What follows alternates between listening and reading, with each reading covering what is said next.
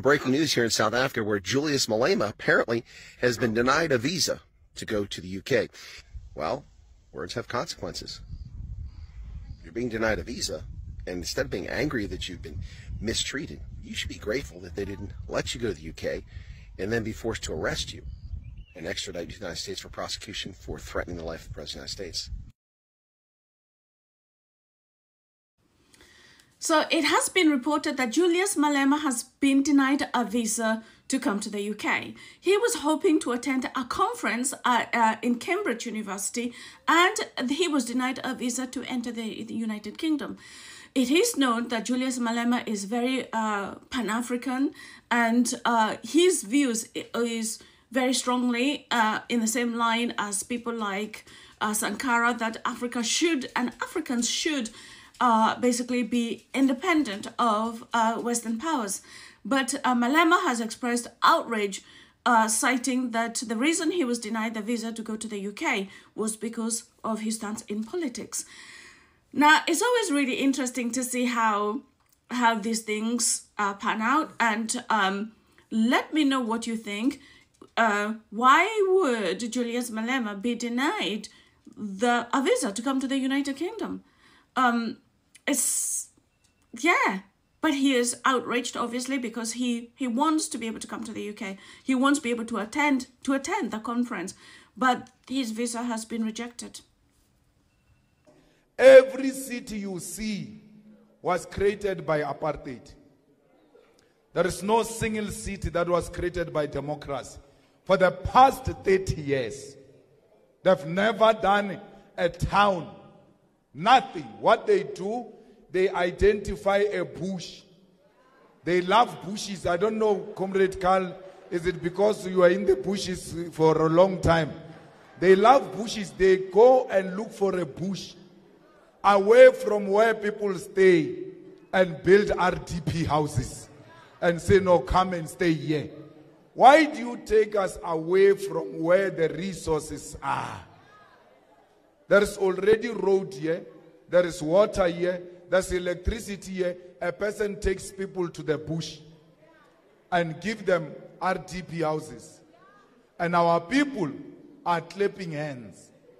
But they forget that it was them who were marching during apartheid saying, we don't want matchbox houses. Today they are given Western matchbox houses, they clap hands.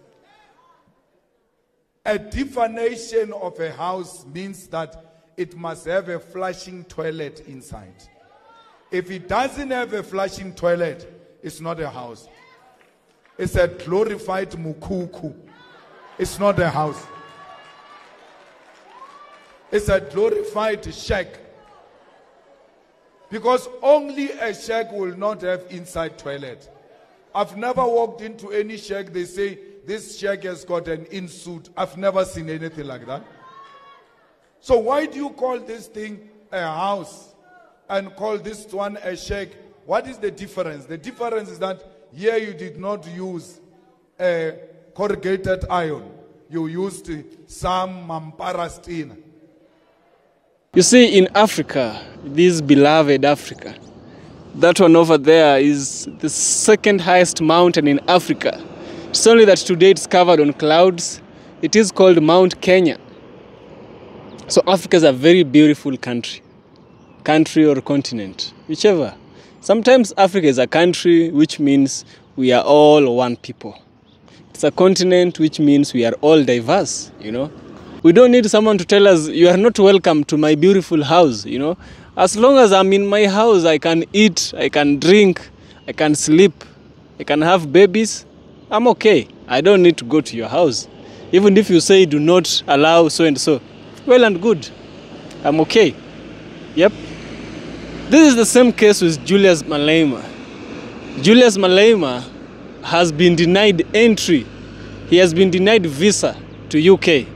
You know the visa thing, if Africans want to go to a specific country, European country mostly, you need to show letter, which is called a visa. You need to do this and that. Europeans themselves, they come to Africa, they don't need those visas. When we go there, we need visas. United Kingdom, to be specific, has refused to allow Julius Malema into their country. Why? You might ask yourself. And by now I know that you might already guess why they did so. You see, Julius Malema is a radical man, you know. Julius Malema, the good kind of radical. He fights for the Africans. He fights for the black majority, which are being oppressed by the white minority in South Africa. As told, I'm quoting Julius Malema, these white people in South Africa also have relatives in the UK. They have friends at higher places in the UK government. So it is no surprise that Julius Malema has been denied entry, or he has been denied visa into this UK country, you know, UK, Britain, colonized South Africa as well. So it doesn't catch me by a surprise they have denied it. Sooner or later, they would have, you know. But I'm glad that Julius Malema will still survive. So black people came out, they are reacting, they are talking up and down about the situations that might have caused Julius Malema to be denied entry into UK, but everyone's perspective adds to the truth. That is what I believe. So I want us to listen to their perspective. I shall get back with a deeper critical analysis. The British government just denied visa to Julius Malema of South Africa. Apparently, they are scared.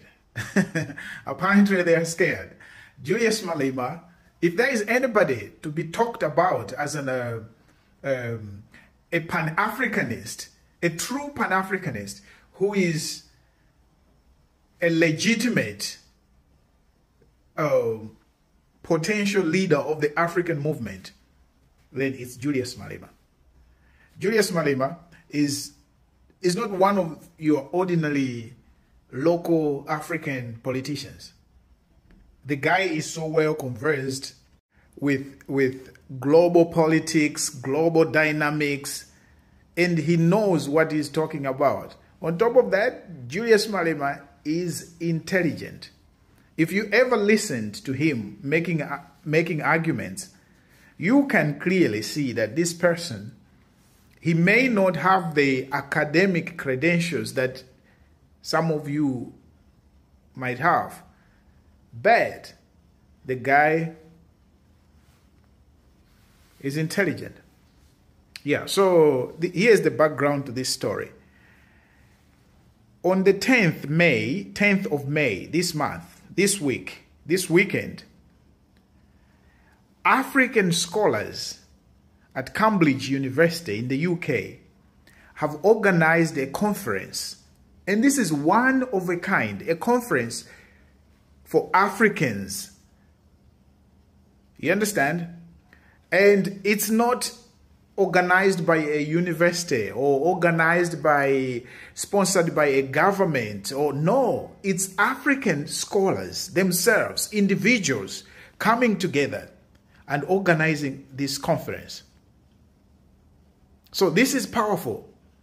These are Africans who are living in diaspora, who are conscious about the plight of Africans and the future of Africa in general.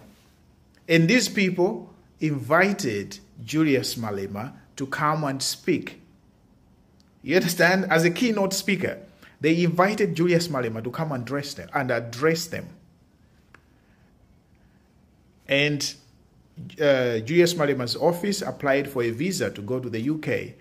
And the UK, the Home Office of the UK, just denied him the visa.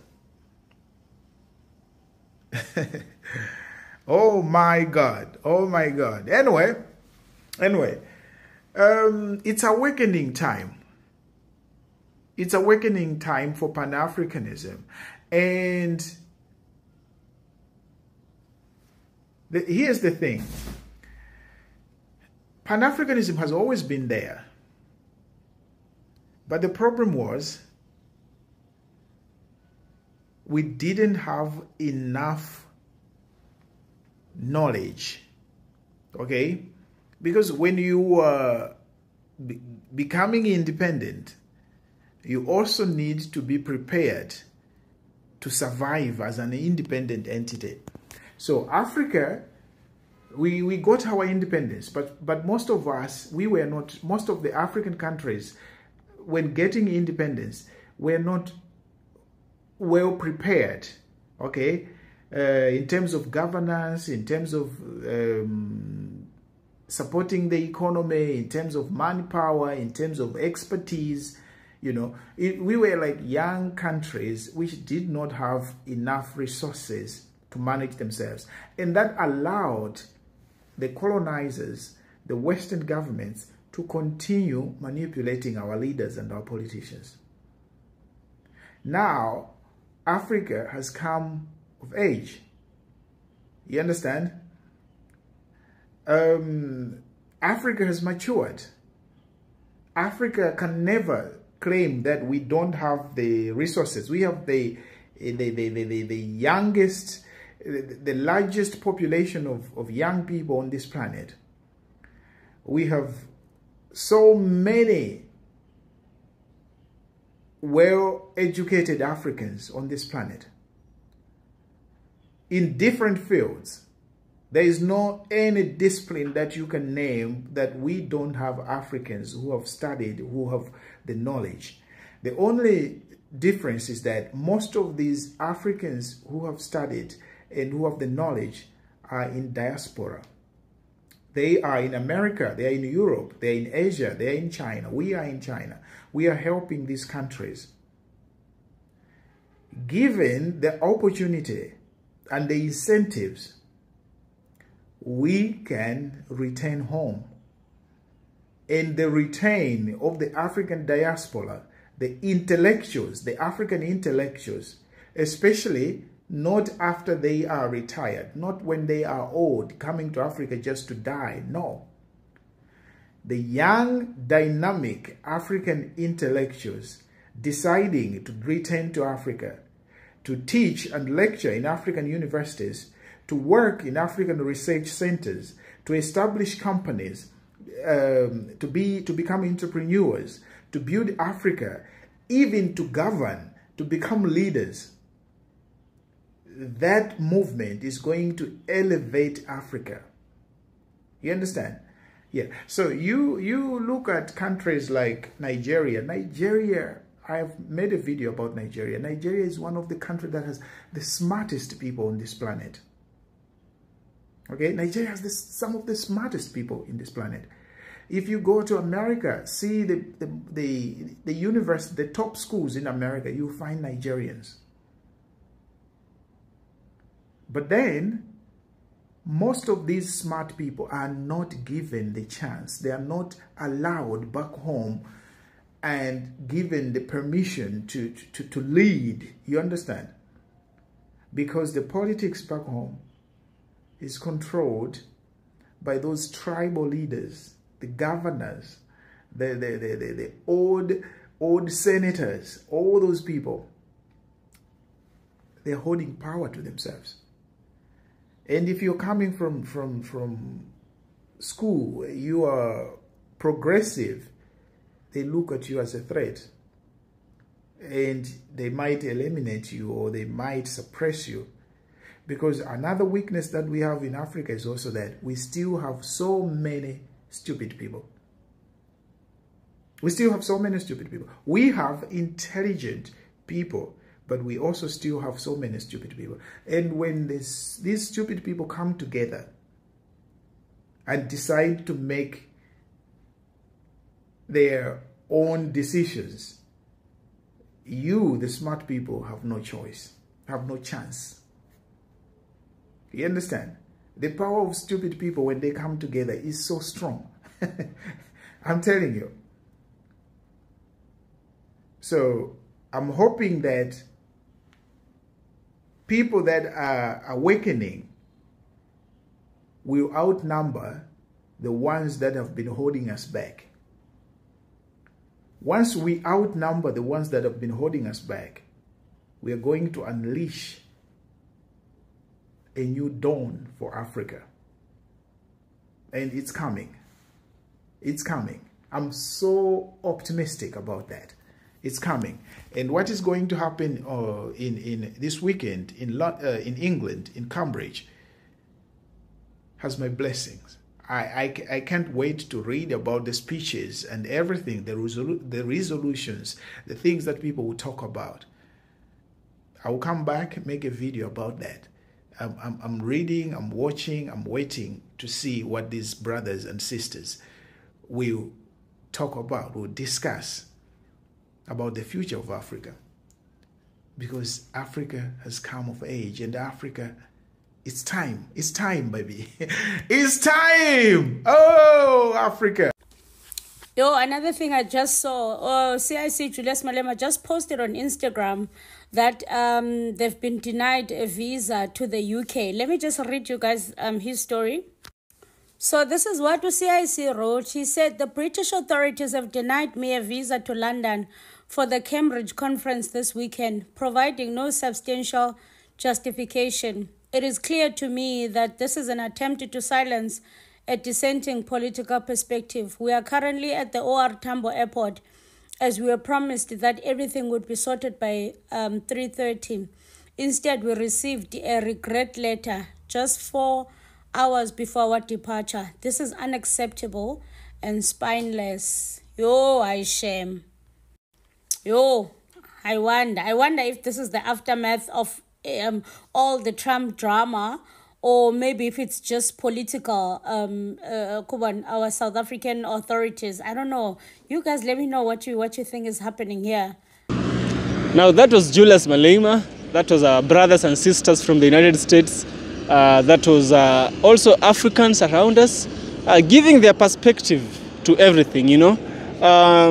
In this case, I believe that the West might think that by colonizing us, they did us a good thing and we should thank them. And I believe that is the dumbest thing I have ever heard. The other day you heard Macron saying Africans should thank them for colonizing them, for colonizing Africans. We should thank, no. Why should we thank you for pressing us? Are you mad? How narcissistic can you be, you know? So the same case with Julius Malema here.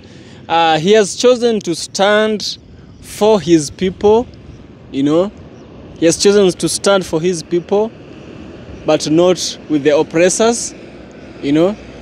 Julius Malema is the head of the EFF, Economic Freedom Fighters. What does that tell you about him? Already the title of his party is enough to tell you this man is no joke. And so denying him visa to the UK is, I don't know what it is. It's like throwing a stone into a mountain, a small stone, thinking that the small stone will shake the mountain. No, it won't. It won't. Actually, the last time I checked, Julius Malema does not need to go to the UK. He doesn't need to do that. What he needs is to be with his people, defend his people. We need Julius Malema more in Africa than we need him in the UK. Africans, we value our own. We don't need to give you Julius Malema. In fact, you won't see him for who he is, you know. So I'm looking back and I'm thinking, the West are really full of it, you know. The West are really full of it. The other day, the president of Namibia, the woman lady, the woman president, right? So this woman president reciprocated what the US does to it, what the US does to Africa, to Namibia, again, to be specific. You see, Namibians needed visa to go to the US. The US needed no visa to come to Namibia. But things changed. The woman came into power and things changed totally. Now, as long as you don't have a visa and you are from the US, you are not allowed entry into the country. I believe that balancing the equation is a proper way of living, you know. It creates more respect for one another. There is no way you will expect me to be good to you, and when I need you to be good to me, you bring excuses for not doing so. It's just total BS, you know. Viva Malema, viva Africa. I believe we need Malema more in Africa than we need him out there. Malema, we love you and we need you here more and more, brother. Yes. This is EFK Original Documentaries. You like what I do, subscribe. I'll surely appreciate, and see you in the next one.